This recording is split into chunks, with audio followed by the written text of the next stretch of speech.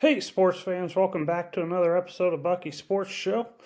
I am going to talk today about the Braves Phillies series that just wrapped up.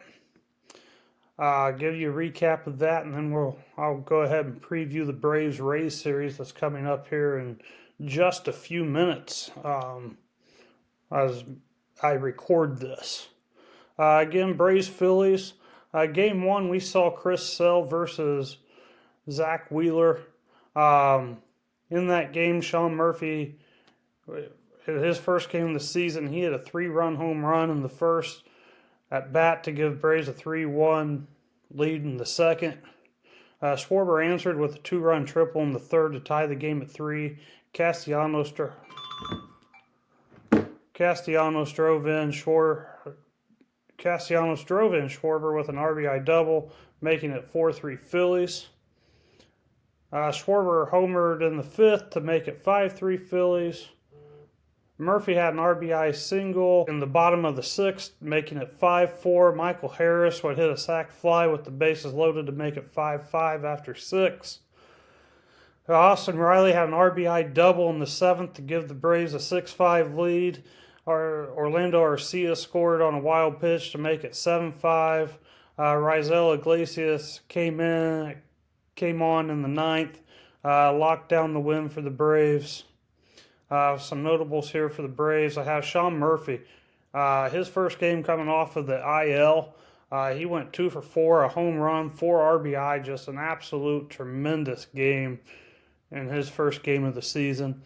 Austin Riley was 2 of 5 with an RBI double. That RBI double, he actually took a very good pitch that was low and away, and he took it the other way, the opposite field. He raised his batting average to $175. In this game, Daysbel Hernandez got the win, his first of the season. Kirking took the loss for the Phillies, and Raisel Iglesias got his first save of the season for the Braves. Game 2, Holmes versus Walker. Scoring threats for Atlanta started in the third. Austin Riley popped out and foul ground with 2 outs and the bases loaded to end that threat. In the fifth inning, Riley was once again up with 2 outs and the bases loaded, this time hitting a shallow fly ball to right that was caught by the second baseman.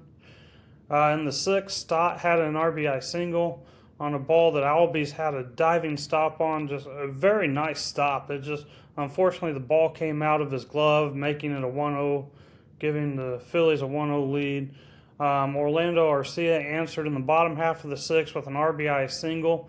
That ball actually snuck past 2 diving Phillies infielders, making it a 1-1 tie. Michael Harris hit a sac fly to right, making it a 2-1 Braves after 6. In the seventh, Bryce Harper hit a 2-run home run, giving the Phillies a 3-2 lead. In the bottom half of the seventh, Riley answered with a solo home run of his own to tie the game at 3. It stayed tied until the ninth when Trey Turner homered off of Iglesias, giving the Phillies a 4-3 win, as the Braves couldn't answer in the bottom of the ninth. Braves notables. Austin Riley was 2 for 5 with a home run and RBI, raised his average up to 200. Unfortunately, he also came up empty twice with bases loaded. He left 6 men on base.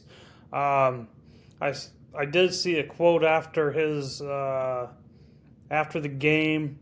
He said he would have much rather got a clutch hit than have that home run and hope the Braves maybe pull out a win there. Unfortunately, that didn't happen. Also in that game, Ozuna and De La Cruz were both 2 of 4.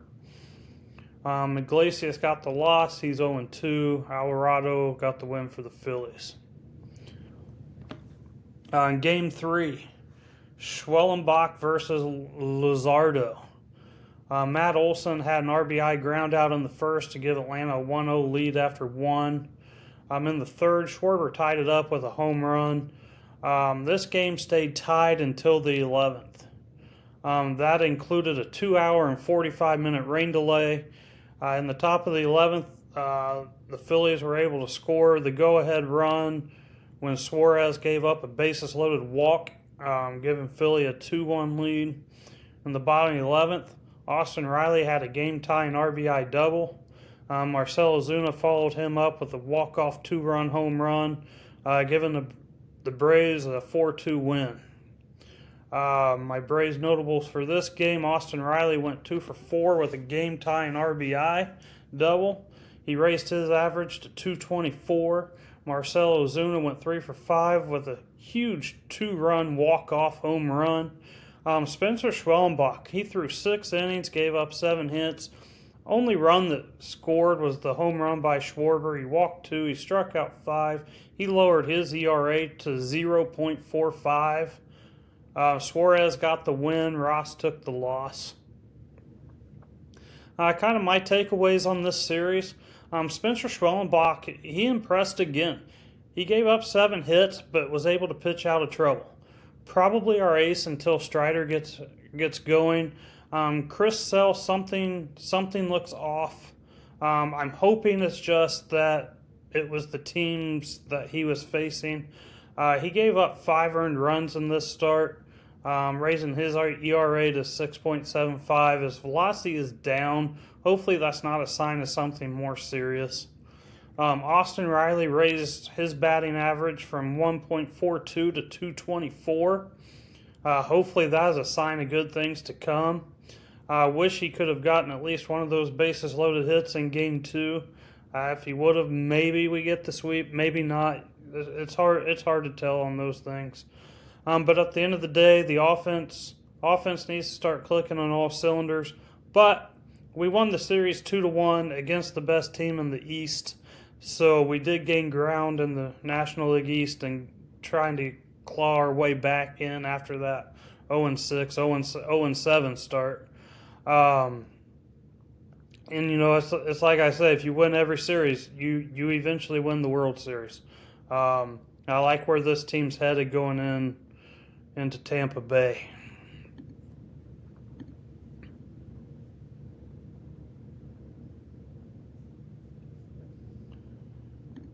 All right. Speaking of Tampa Bay, let's talk about a little preview here of the Braves-Rays. Game 1 is on Friday night. It's currently 5:50 when I'm recording this. Having a late record on this because of last night's game ending around 1 a.m. Local time, and me having a full-time job, and kind of decided to do this about 2:30. So doing this one on the fly. So Game 1 going to be starting at 7:05 Eastern Friday night as this recording is being dropped. Braves are starting Bryce Elder. He's 0-0. He's got a 6.75 ERA, 3 Ks, 2 walks, giving up 3 hits and 3 earned runs in his one start. The Rays are going with Taj Bradley. He's 1-0 with a 4.91 ERA. He's got 14 Ks, 4 walks, giving up 7 hits. Elder is coming off of his only start, which was against the Dodgers. He really actually pitched well enough to win that game, but it was blown by the bullpen. I believe he left with a 4 or 5 run lead, and that was blown by the bullpen. The Braves offense actually provided him runs that evening. So kind of disappointing that he did not get that win. Bradley's making his 3rd start. His only win was against the Rockies. His last outing was against the Rangers, and he got a no decision, giving up 4 earned runs.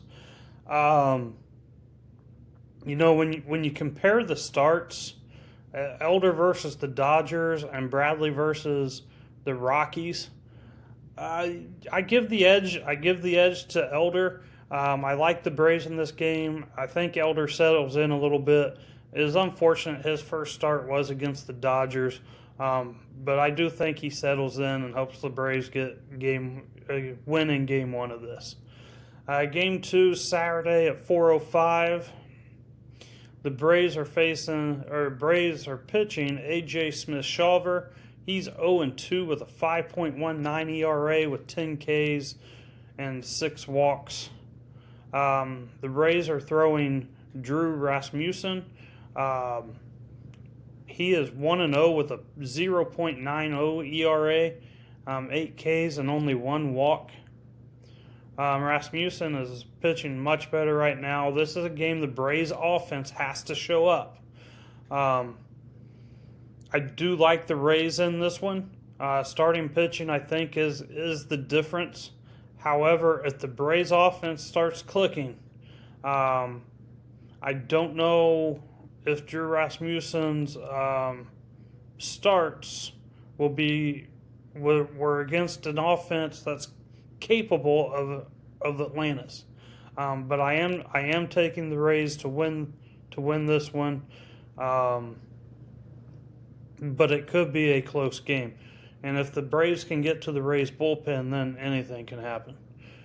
Game 3, Sunday, 1:05. You got Braves throwing Chris Sale. He's 0-1 with a 6.75 ERA. He's got 17 Ks, 1 walk, 11 earned runs. The Rays have Shane Baz. He's 1-0 with a 1.38 ERA. He's got 16 Ks, 4 walks, 2 earned runs. And I think the key to this game is which Sale do we get. His strikeouts are high, so he's striking guys out. He's not walking anyone, but he has given up 19 hits in 14 2/3 innings. Meanwhile, Baz has only given up 10 hits in 13 innings. I like the Braves in this game, and I know I just said a little bit earlier something looks off with Sale. But Sale has seen 3 really good lineups. It's been the Padres, the Dodgers, and the Phillies. Those are 3 of the best lineups in baseball, or maybe even the 3 best lineups in the National League. Whereas Baz has only seen the Pirates and the Angels. I hope that Sale has a breakout game, and I like I said, I like the Braves in this one. Braves take the series 2-1. We'll see what happens on that. Also, another note on this: these games are being played in Tampa. These games are being played at George M. Steinbrenner Stadium. That is the home of the New York Yankees spring training facility. Obviously, the Rays are playing all their home games there this year with the damage that was done to Tropicana Field during Hurricane Milton at the end of the season last year. So that is an interest I have in that. How does this series look in a spring training stadium? It'll be an interesting series to watch. Braves trying to claw their way back. Rays trying to just kind of stay where they're at, stay in the thick of things in the American League East. The Rays come in at 5-7. They're only 2 games behind the Yankees in the American League East. Meanwhile, the Braves are coming in at 3-9, and they are 5 back of the Mets and Phillies, who are tied for first in the East. Like I said, the Braves, they're after coming off that series with the Phillies where they just won, they're really starting to hopefully click. I hope that the Rays kind of start to show who I thought they would be at the start of the year. But we'll see. Braves are throwing pitchers with 2 of them have a 6.75 ERA and 1 of them has a 5.19 ERA. So this series could very well come down to the bullpen. But again, I've got the Braves winning this series 2-1, winning the first one and the last one. Hopefully that'll pan out, but we shall see. And I'm going to try and start to do these recap previews after every Braves series. Hopefully I'll have a little more time to prepare for the next one, as this was kind of just decided here of late to do. So, with that being said, let's go Braves, and follow, like, comment, and enjoy the rest of the games. We will see you next time.